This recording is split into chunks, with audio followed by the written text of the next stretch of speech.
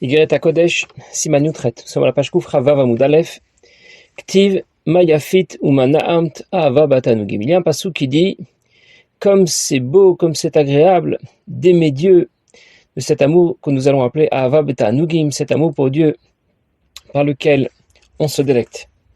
Il y a deux sortes d'amour pour Dieu. Ha'alef, Ahava Batanugim. La première, c'est l'amour pour Dieu que l'on appelle celui duquel on se délecte. Il s'agit de se délecter de la présence de Dieu, d'un plaisir extraordinaire qui apporte une grande joie, une joie intense. La joie de la neshama, lorsqu'elle se consume, et qu'elle ressent la bonté de Dieu, Kitov Hashem, combien Dieu est bon. C'est un plaisir intense qui ressemble à celui du Gan Eden. Ici, Olamaba désigne le Gan Eden. Où les Neshamot peuvent profiter de la lumière de la Shrina. Bien, j'ai terminé de lire et je vais maintenant commencer à expliquer le pasuk dit dans Shir Hashirim, Mayafit Umana'am Ta'ava Batanugim. C'est un pasuk qui semble être présenté comme une question. Mayafit Umana'am, mais ça veut dire combien c'est beau, combien c'est agréable d'aimer Dieu. Ce siman nous parle d'Avat Hashem, d'amour pour Dieu. Et l'Admor Azaken précise tout de suite qu'il y a deux formes d'amour pour Dieu. Première forme d'amour pour Dieu s'appelle Ahava Batanugim, un amour par lequel on se délecte de la présence de Dieu. C'est un amour pour Dieu que Dieu nous inspire. C'est la forme d'amour pour Dieu la plus haute. La deuxième forme d'amour pour Dieu est un amour pour Dieu que nous possédons déjà et que nous devons seulement développer et exploiter. C'est la forme d'amour pour Dieu la moins haute.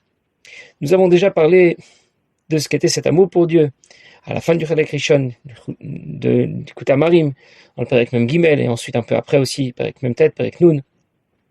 Mais il y a donc deux façons de développer notre amour pour Dieu. Soit on développe celui que nous avons déjà en nous, soit on obtient davantage d'amour pour Dieu en cadeau. Je vous donne un exemple. Il y a deux façons d'aimer l'eau. Quelqu'un peut avoir très soif. Il a très envie de boire de l'eau. Il la recherche, mais il n'a pas encore obtenu son verre d'eau. Ou bien, quelqu'un est en train de boire de l'eau fraîche, et il apprécie beaucoup l'eau qu'il est en train de boire. Tous les deux aiment l'eau, mais ils ne l'aiment pas de la même façon. On distingue aussi celui qui aime Dieu, mais son amour pour Dieu sera en conflit avec ses autres centres d'intérêt, les autres centres d'intérêt qu'il pourrait avoir dans la vie. Et celui qui aime Dieu parce qu'il est déjà très proche de Dieu, et il se délecte de cette proximité qu'il a obtenue avec Dieu. C'est un peu ce que ressentent les Neshamot qui se trouvent dans Gan Eden. La première forme d'amour pour Dieu est comparée à une flamme. Une flamme fait du bruit, le feu crépite. La crépitation est le résultat de l'opposition de la flamme à l'humidité du support qui se consume. La deuxième forme d'amour pour Dieu est comparée à de l'eau. Quand je bois de l'eau, je l'apprécie, je m'en délecte. Et là, il n'y a pas d'opposition. Et donc, ça ne fait pas de bruit. Je vais vous donner encore un exemple. Un enfant recherche son père. Il pleure, il crie. Il voudrait tant le retrouver. Ça fait beaucoup de bruit, n'est-ce pas? Il aime tellement son père. Et quand il l'a trouvé, il saute dans ses bras. Il l'attrape très fort. Mais là, il ne pleure plus. Il ne crie plus. Il est tout à fait calme. Et c'est aussi la différence entre Itkafia et Itapra. Itkafia, il s'agit de quelqu'un qui doit soumettre le mal qui est encore en lui, l'expurger, expurger son attrait pour les choses de ce monde. Il doit se battre et faire des efforts. Son amour pour Dieu va brûler comme une flamme. Itapra, il s'agit de quelqu'un qui a déjà renversé la situation. Le mal a déjà été évacué. Son attrait pour les plaisirs de ce monde a déjà été expurgé. Et son amour pour Dieu va donc couler comme un long fleuve tranquille. C'est écrit dans le texte des Tfilotes de Rosh Hashanah. Schor av nimshach acharecha kamayim. Souviens-toi d'Abraham Avinu, qui est notre père, et qui te suivait comme de l'eau. Parce que l'amour pour Dieu d'Abraham Avinu est appelé Ahava Batanugim. C'est un amour qui coule tranquillement, comme un long fleuve tranquille. Parce qu'Abraham Avinu était déjà auprès de Dieu, à proximité de Dieu. Pour accéder à la première forme d'amour pour Dieu dont nous parlons, il est nécessaire de se battre, de faire des efforts. Pour accéder à la deuxième forme d'amour pour Dieu, Ahava Batanugim, c'est celle dont on parle en premier dans notre siman, mais c'est celle qui vient en deuxième, les efforts ne suffisent pas. Pour Ahava B'Ta'anugim, cet amour pour Dieu nous est offert en cadeau. Encore faut-il faire des efforts pour être éligible à ce cadeau, pour être en mesure de recevoir ce cadeau. On parle parfois dans le Nar de Bnei Anevim, les enfants des prophètes. De qui s'agit-il? Ce sont ceux que l'on désigne de cette manière parce qu'ils aspirent à la névoie. Ils apprennent beaucoup la Torah.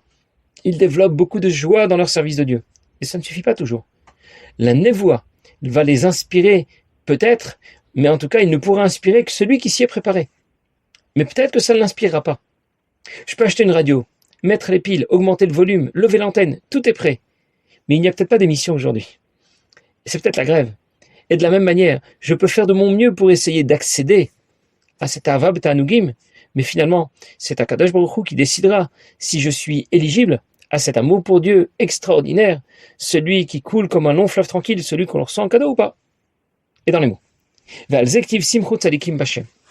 ce sujet, le Passouk dit que les tzadikim se réjouissent de leur proximité avec Akadosh Baruch Hu. C'est un amour pour Dieu, Ahava B'Ta'anugim, qui ne concerne pas tout le monde. Zoy Prinat Kahana Beruta Delibash Bezor Akadosh. C'est l'amour pour Dieu que développaient les Kohanim, dont on parle dans le Zohar. Pour cela qu'il est dit que la Keuna est un cadeau d'Akadosh Baruch Hu. Ne devient pas Kohen qui veut, et celui qui est étranger à la Keuna et qui voudrait participer au Korbanot et remplacer le Kohen dans ses tâches, eh bien, devra mourir. Yumat, c'était la suite du Pasuk. On ne peut pas faire un effort physique pour l'obtenir. Ce n'est pas comme la crainte de Dieu pour laquelle on nous demande effectivement de faire des efforts. On dit au sujet de la crainte de Dieu, malheur à celui qui n'a pas fait les efforts physiques pour y arriver. C'est comme ça rapporté dans Reshit Chochma, au sujet de la crainte de Dieu, c'est écrit, si tu la recherches comme on recherche de l'argent, alors tu l'obtiendras. Mais la crainte de Dieu s'obtient quand on la recherche, comme quand on recherche un trésor. Mais cet amour pour Dieu, cette forme d'amour pour Dieu la plus haute, vient en cadeau, sans qu'il ait vraiment tout fait pour l'obtenir. Il doit même faire des efforts pour développer au moins la crainte de Dieu qu'on attend de lui. Et il a fait de son mieux en fonction des moyens de sa neshama. Alors automatiquement, cet amour pour Dieu si haut et si fort, qui coule comme de l'eau, que l'on a appelé Ahava B'Ta'anugim, que l'on reçoit en cadeau, eh bien, sera appelé vers lui, pour rejoindre sa crainte de Dieu qu'il a développée par ses efforts. Parce qu'un homme a l'habitude de rechercher une épouse, comme ça a déjà été expliqué dans l'Écoute Amarim. Bien. Quand on se rendait au Beth Amikdash, ce qui était frappant, c'était le silence qui régnait dans le Beth Amikdash. En général, dans une grande synagogue où il y a beaucoup de monde, c'est plutôt bruyant. Eh bien, dans le Beth Amikdash, on n'entendait même pas les mouches voler, parce qu'il n'y en avait pas. L'onira azou, Beth Amid Bachaim, il n'y avait pas de mouches, bien que il y avait des animaux qui étaient égorgés, mais il n'y avait pas de mouches. Et donc, même les mouches, on ne les entendait pas. Les Kohanim effectuaient leur service dans le temple, dans un silence assourdissant. Les Lévi'im chantaient ensuite, pour accompagner le sacrifice quotidien, mais c'est tout de même le silence qui en général régnait. L'amour pour Dieu des Kohanim est du rang de ce que nous avons appelé Ahava B'Ta'anugim. Et on ne décide pas de devenir Kohen. Il n'y a pas de formation ou de procédure qui permettrait de devenir Kohen. On est Kohen ou on ne l'est pas, c'est un cadeau de Dieu. Ahava B'Ta'anugim, de la même manière, est un amour pour Dieu qui s'inscrit dans le silence, que l'on compare à l'eau, à un long fleuve tranquille, et que l'on n'obtient pas par ses efforts. C'est un amour pour Dieu que l'on reçoit en cadeau. Au contraire, la crainte de Dieu se travaille. Elle sera directement à la hauteur de nos efforts. Quand quelqu'un se présente devant le Bedin Shel Mala, devant le tribunal céleste, après le séjour qu'il a passé dans ce monde, une des premières questions qu'on lui pose, c'est Yagat Abegira. Est-ce que tu t'es investi pour développer la crainte de Dieu qu'on attendait de toi? La crainte de Dieu, ça se travaille, ça se développe, ça s'obtient par nos efforts. Ahava B'Ta'anugim, l'amour pour Dieu dont nous parlons, est un cadeau qui vient de Dieu. Ça ne s'obtient pas par nos efforts, ça ne se travaille pas. On doit s'investir et chercher à développer notre crainte de Dieu autant que l'on cherche l'argent. En d'autres mots, développer notre crainte de Dieu, c'est un travail à temps complet. Ce n'est pas un travail à temps partiel. Ça ne se fait pas entre deux. Ça demande des efforts. L'Admor Zaken compare les efforts qu'on exige de nous pour développer notre crainte de Dieu aux efforts que ferait quelqu'un qui recherche un trésor.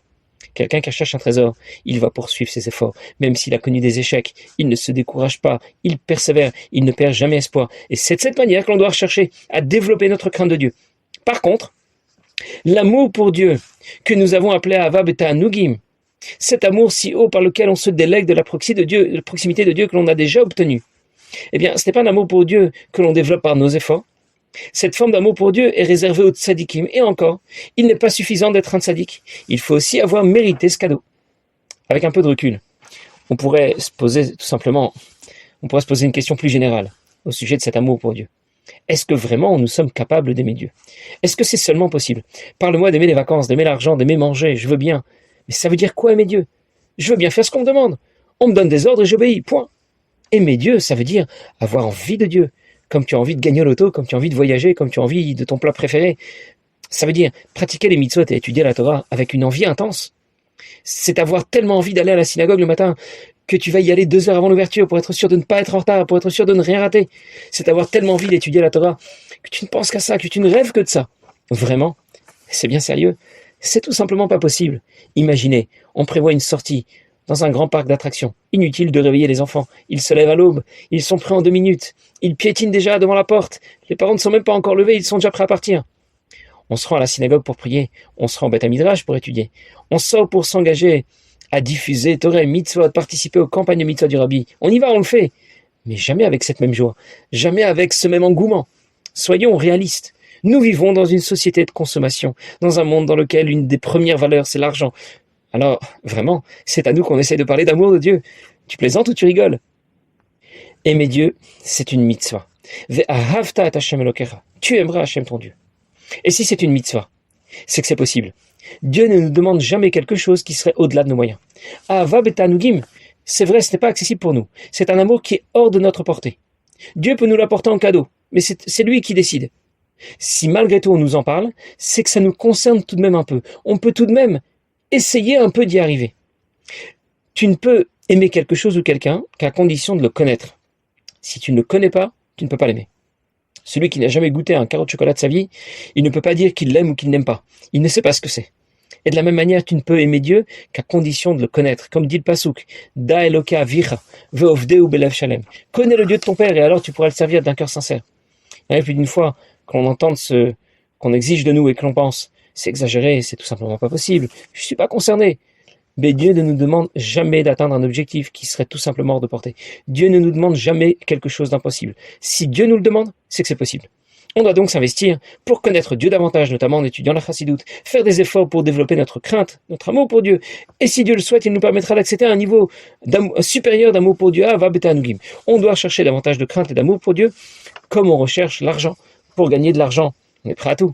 Les enfants vont sacrifier 10 années à faire des études supérieures. C'est dur, c'est long, c'est cher, mais ça ne pose aucun problème. Au contraire, étudier à la yeshiva, 1 année maximum après le bac, et encore, ça ne sert à rien. C'est pas rentable. Le Rabbi explique dans une lettre pourquoi c'est tellement important pour nos enfants d'étudier de longues années à la yeshiva. Il y a de nombreux virus spirituels qui circulent. Et ils sont très contagieux, très meurtriers. Les enfants doivent tous être vaccinés dès leur plus jeune âge pour être protégés. Et c'est la Torah et les mitzvot, la Torah qu'ils vont étudier à la yeshiva, qui va leur apporter leur schéma vaccinal complet. Ils vont trouver au Cheder, puis à la yeshiva, la possibilité de s'épanouir, vraiment de grandir dans leur élément, la Torah. Alors bien sûr, ça demande des efforts, ça demande de la persévérance. L'objectif, c'est de développer d'abord cette crainte de Dieu qu'on attend de nous, et ensuite, l'amour pour Dieu va suivre naturellement. L'usage, c'est qu'un homme recherche une épouse. L'amour pour Dieu est comparé à un homme, la crainte de Dieu est comparée à une femme. Le pasuk dit Zachar chasdo ve'emunat olvet Israël. Il se souvient de sa bonté et de sa fidélité au peuple juif. Mais ici, on rapproche le mot Zachar et Chasdo. Zachar qui veut dire masculin, Chasdo qui est rapproché de la bonté et de l'amour, pour dire que l'amour pour Dieu a un caractère masculin. Il y a un autre passage qui dit Isha yirat Hashem ititalal. Une femme qui craint Dieu est digne d'éloge. Mais ici aussi, on trouve une allusion au rapprochement que nous faisons entre la crainte de Dieu et la femme. Isha yirat Hashem. Si l'on rencontre une kala, une dame qui est sur le point de se marier, il y a de fortes chances que son khatan, que son futur mari n'est pas loin. Et il finira bien par arriver. Quand on développe de la même manière davantage de crainte de Dieu, la crainte de Dieu qui est comparée à une femme, alors l'amour pour Dieu suivra certainement, mais ce n'est pas automatique. Je raconte qu'un jour, quelqu'un a entendu parler d'une Skoula, ça veut dire de la possibilité de rencontrer Yohanavi à condition de se taire pendant 40 jours, de faire un jeûne de la parole pendant 40 jours. Il a essayé, mais ça n'a pas fonctionné. Alors il a été voir son Rav et il lui a expliqué qu'il était déçu, qu'il avait suivi cette consigne à la lettre, mais que ça n'avait pas marché. Le Rav lui a dit, dans l'écurie, il y a aussi des chevaux qui n'ont pas parlé depuis plus de 40 jours. Et le prophète Yohanavi n'est pas venu les rencontrer. Ça veut dire que tu peux ne pas parler pendant 40 jours, mais ça ne veut pas dire qu'Yohanavi se révélera automatiquement à toi. C'est une préparation nécessaire, mais c'est une préparation qui n'est peut-être pas suffisante. Alors je récapitule. La première forme d'amour pour Dieu que présente l'Admor HaZaken s'appelle Ahava Betanugim. C'est un amour pour Dieu qui peut nous être offert par Akadosh Baruch Hu. C'est une forme d'amour pour Dieu qui coule comme un long fleuve tranquille, qui s'inscrit plutôt dans le silence que l'on a comparé à l'eau. La deuxième forme d'amour pour Dieu que l'Admor HaZaken va présenter, c'est un amour pour Dieu que l'on obtient cette fois par nos efforts, qui brûle plutôt comme une flamme et qui s'inscrit plutôt dans le bruit. Quand quelqu'un fait cette fila, il peut être immobile et silencieux, mais il y a deux raisons à cela. Soit parce qu'il pense à autre chose, tout simplement, il n'a absolument pas plongé dans cette fila, ou bien parce que il est si proche de Dieu qu'il n'ose même plus faire le moindre geste, faire le moindre bruit.